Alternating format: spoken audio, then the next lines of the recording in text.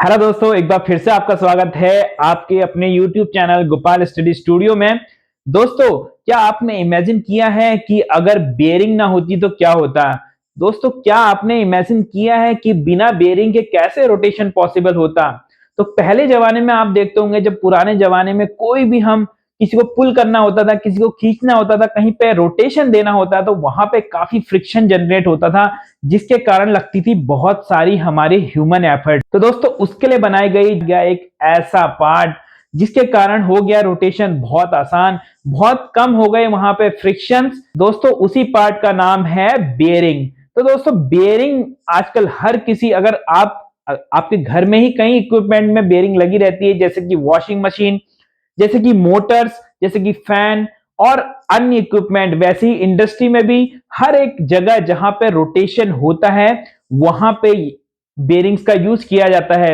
या फिर आप ऑटोमोबाइल भी देख लीजिए, ऑटोमोबाइल पे भी अगर व्हील रोटेशन करना है वहां पे भी बेयरिंग होंगी, इंजन को रोटेट करना है वहां पे भी बेयरिंग होंगी। तो bearing all over the world, every places bearing अभी अवेलेबल है, कहीं ना कहीं किसी ना किसी इक्विपमेंट के अंदर जहां पे कि रोटेशन होता है।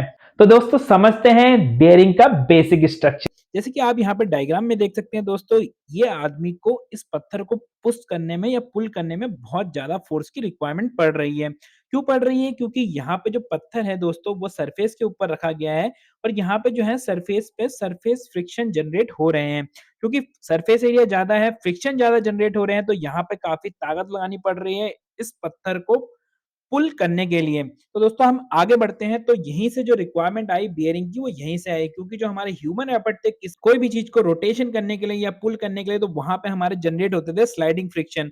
तो स्लाइडिंग फ्रिक्शन जनरेट होने के कारण या वो पार्ट में वियर एंड टियर भी काफी ज्यादा होता था, हीट भी जनरेट होती थी और ह्यूमन एफर्ट्स या मशीनरी एफर्ट भी ज्यादा लगते थे। तो उसके बाद जो हमारा बेयरिंग आया, तो बेयरिंग ने कन्वर्ट कर दिया इस स्लाइडिंग फ्रिक्शन को इस रोलिंग फ्रिक्शन में। तो दोस्तों, रोलिंग फ्रिक्शन का क्या मतलब है कि यहाँ पे जो फ्रिक्शन होता है वो देखिए पॉइंट कांटेक्ट में होता है। आप यहाँ पे देख रहे होंगे, यहाँ पे पॉइंट्स बने हुए हैं, तो केवल पॉइंट कांटेक्ट हमारे आ रहे हैं, बाकी हमारा सरफेस कांटेक्ट यहाँ पे नहीं हो रहा है। तो वैसे ही अगर बेयरिंग को इसी को अगर हम बेयरिंग के फॉर्म में कन्वर्ट कर दें, तो हम मानते हैं कि ये जो ब्लॉक है वो एक्सटर्नल सरफेस पे हमारा फिक्स हो गया और इंटरनल सरफेस पे ये वाला जो शाफ्ट है वो फिक्स हो गई है। तो यहीं पे हम अगर बियरिंग वहां पे यूज कर दें, तो वो कन्वर्ट कर देता है हमारा स्लाइडिंग फ्रिक्शन को रोलिंग फ्रिक्शन के अंदर। तो इसके कारण हमारा जो वियर एंड टियर होता है पार्ट्स का, डायरेक्टली पार्ट्स में वो खत्म हो जाता है। हम रिप्लेस कर सकते हैं बेयरिंग, अगर कोई वियर एंड टियर बेयरिंग में हुआ भी है, और वो क्योंकि वहां पे फ्रिक्शन काफी कम हो गए हैं, तो हीट भी जनरेट कम होती है और ह्यूमन एफर्ट या मशीनरी एफर्ट भी काफी हद तक कम हो जाता है। तो ये एक एफिशिएंट वे है जिसके कारण हमने स्लाइडिंग फ्रिक्शन को रोलिंग फ्रिक्शन में कन्वर्ट कर दिया। तो यहीं से बेयरिंग की रिक्वायरमेंट आई और बेयरिंग का यूज होना शुरू हो गया। तो दोस्तों, अब बेयरिंग के कॉन्टेक्ट्स के बारे में बात करें, तो कॉन्टेक्ट्स डिपेंड करता है कि बेयरिंग में लगा क्या है। अब यहाँ पे पहली बेयरिंग को देखते हैं, तो यहाँ पे आपको ये बॉल बेयरिंग दिख रही होगी। बॉल बेयरिंग मैं इसलिए बोल रहा हूँ क्योंकि यहाँ पे आपको बॉल्स दिख रही होंगी, जो कि हमारा रोलिंग फ्रिक्शन है वो यहाँ पे बना रही है। तो बॉल में क्या होता है, नॉर्मली बॉल जो है रेस पे चलती है और बॉल में एक पॉइंट कांटेक्ट, जैसे कि मैंने बताया था आपको, जो बॉल में होता है एक पॉइंट कांटेक्ट होता है। तो पॉइंट कांटेक्ट में फ्रिक्शन एक सिंगल पॉइंट के ऊपर होता है, क्योंकि सरफेस एरिया पॉइंट कांटेक्ट में काफी कम होता है, क्योंकि एक पॉइंट पे ही हमारा बेयरिंग में बॉल्स कांटेक्ट में आती है और फ्रिक्शंस काफी कम हो जाते हैं, जिसके कारण ये काफी एफिशिएंट होती हैं। लेकिन अगर अगर मैं बोलूँ कि लोड काफी हैवी है, या जहाँ पे आपके रोटेशन में लोड भी है, वाइब्रेशन ज्यादा है, तो वहां पे ये बेयरिंग थोड़ा सा कम सक्सेसफुल रहती है। तो वहां पे दूसरा बेयरिंग आता है रोलर बेयरिंग। तो दोस्तों, ये तो था बॉल बेयरिंग, तो ये है रोलर बेयरिंग। ये रोलर बेयरिंग इसलिए है क्योंकि यहाँ पे आप देख रहे होंगे, हमने जो बॉल की जगह यहाँ पे किया है रोलर का यूज। और रोलर में क्या होता है, रोलर में जो कॉन्टेक्ट बनता है वो लाइन कॉन्टेक्ट बनता है। यहाँ पे आप देख रहे होंगे जो कॉन्टेक्ट बना हुआ है वो लाइन कॉन्टेक्ट बना हुआ है। तो यहाँ पे इस तरीके की जो बेयरिंग हमारे पास होती हैं, नॉर्मली टेपर रोलर बेयरिंग होती हैं, सिलिंड्रिकल रोलर बेयरिंग होती है। यहाँ पे मैंने जो दिखाई है आपको, वो सिलिंड्रिकल रोलर बेयरिंग है। तो यहाँ पे ये सरफेस और यहाँ पे जो रोलर है उसमें एक लाइन कांटेक्ट बनता है। तो ये बेयरिंग में नॉर्मली रिजिडिटी ज्यादा आती है, क्योंकि यहाँ पे कांटेक्ट एरिया थोड़ा बढ़ रहा है। बात करते हैं टाइप ऑफ लोड के हिसाब से, तो जहाँ पे भी रोटेशन होता है या फिर कटिंग फोर्सेस होते हैं, कटिंग होती है, रोटेशंस होते हैं, जैसे कि स्पिंडल है या फिर कोई भी शाफ्ट है, तो वहाँ पे दोस्तों 2 टाइप के लोड्स नॉर्मली होते हैं। जो लोड्स हमारे शाफ्ट के बिल्कुल एक्सियली लगते हैं कि शाफ्ट की ये एक्सिस है, तो इस एक्सिस के थ्रू जो भी लोड लगते हैं उनको बोलते हैं एक्सियल लोड। और यहाँ पे जो शाफ्ट के परपेंडिकुलर लोड लगते हैं, जैसे कि शाफ्ट ये है तो इसके परपेंडिकुलर जो लोड लगते हैं बॉटम डायरेक्शन में टॉप में, तो उनको बोलते हैं रेडियल लोड। तो यहाँ पे 2 तरीके के लोड कहीं पे भी जो रोटेशन होता है वहाँ पे डेवलप होते हैं। कभी-कभी ये भी होता है कि प्योर रेडियल होता है या प्योर एक्सियल लोड होता है। लेकिन कहीं न कहीं बहुत सारे केसेस ऐसे होते हैं जैसे बॉल स्क्रू है या स्पिंडल बेयरिंग है या कहीं पे जहाँ पे दोनों ही फोर्स डेवलप होते हैं, तो बेयरिंग का सिलेक्शन एज़ पर लोड किया जाता है कि कौन-सा लोड ज़्यादा है। सिलेक्शन होता है टाइप्स ऑफ लोड के ऊपर कि आपका जो शाफ्ट में लोड कौन से लग रहे हैं। यहाँ पे आप देख सकते हैं इस डायग्राम में भी यही दिखाया गया है कि जो लोड होते हैं 2 टाइप के लोड होते हैं, एक एक्सियल लगता है, एक रेडियल लगता है और इन कहीं-कहीं अगर दोनों लोड प्रेजेंट होते हैं तो हमें बेयरिंग वो यूज़ करनी होती है जो कंबाइंड लोड को ले सके। तो इस तरीके से वो दोनों डायरेक्शन में काम करती है। अब बात करते हैं रेडियल बेयरिंग के बारे में। तो दोस्तों नाम से ही आपको पता चल रहा होगा कि रेडियल बेयरिंग क्या होती है। तो दोस्तों रेडियल बेयरिंग वो बेयरिंग होती हैं जो बनाई जाती हैं normally for taking radial load. तो यहाँ पे रेडियल लोड मैंने बताया था, रेडियल लोड वो होते हैं जो शाफ्ट के परपेंडिकुलर लोड लगते हैं, जैसे कि ये लग रहा है यहाँ पे लोड।